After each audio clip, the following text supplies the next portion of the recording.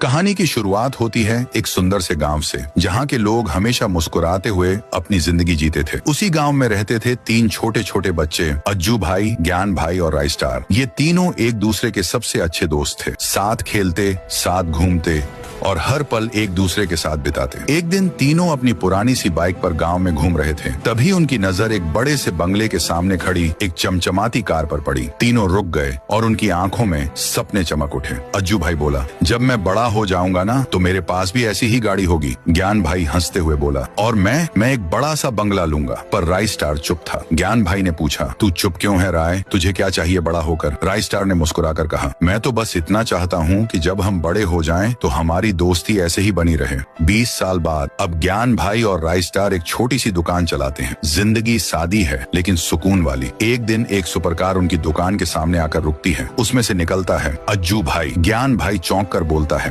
अरे अज्जू, क्या हाल है मेरे भाई? अज्जू भाई शान से कहता है, सब बढ़िया यार, देख ये कार मेरी है और घर में ऐसी 10 और खड़ी हैं, मुझे भी कोई काम दिला दे। अज्जू भाई ने एक नंबर पकड़ धाया और बोला, रात में कॉल करना। राय स्टार कुछ नहीं बोला। जब अज्जू चला गया तो ज्ञान भाई गुस्से में बोला, मैं कल से इस दुकान पर नहीं आऊंगा, इससे हम कभी अमीर नहीं बनेंगे। राय स्टार शांत होकर बोला, तेरी मर्जी भाई, लेकिन याद रख, शॉर्टकट का नतीजा हमेशा महंगा पड़ता है। 2 हफ्ते बाद राय स्टार देखता है कि अज्जू भाई और ज्ञान भाई एक लैम्बोर्गिनी में उसकी दुकान के सामने से गुजरते हैं, पर उसे नजरअंदाज कर देते हैं। फिर भी राय स्टार मुस्कुराता है। चलो, ज्ञान का सपना तो पूरा हुआ। एक दिन राय स्टार किसी काम से बैंक जाता है। वहाँ पहुँचता है तो देखता है चारों तरफ लाशें पड़ी हैं। वह चुपके से अंदर जाता है और देखता है अज्जू भाई और ज्ञान भाई बैंक लूट रहे होते हैं। राय स्टार दौड़ता हुआ उनके पास पहुँचता है। ये तुम क्या कर रहे हो? ज्ञान भाई गुस्से में चिल्लाता है, तू बीच से हट जा रहा है वरना तुझे भी मारना पड़ेगा। राय स्टार मना करता है और तभी अज्जू और ज्ञान दोनों उस पर गोली चला देते हैं। राय स्टार बेहोश हो जाता है। जब उसे होश आता है, डॉक्टर कहते हैं, किस्मत अच्छी थी, गोली दिल को नहीं लगी।